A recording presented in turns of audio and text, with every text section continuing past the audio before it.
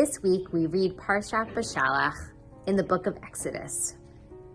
The Israelites left Egypt and the Sea of Reeds opens before them.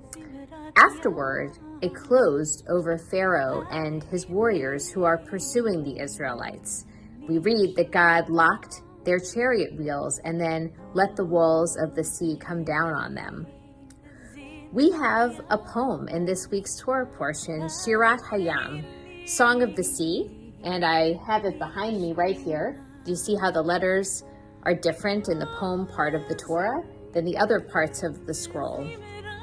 Shirat Hayam is like other biblical war poems, except that we have this addition right afterwards in chapter 15, verse 20, right over here.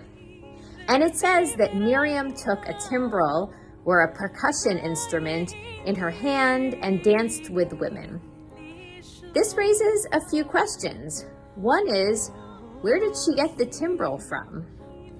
A midrash teaches that the women had an optimistic faith during the Exodus and brought not only the clothes on their back and unleavened dough, but also instruments to celebrate.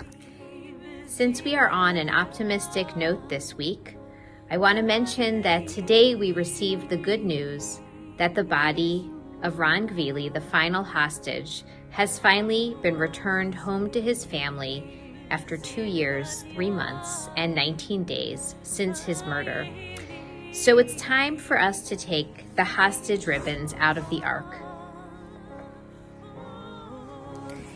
As we read the story of Exodus, and we're going to read it again in a couple months during Passover, let us pray that our people and all people can live lives of safety and freedom.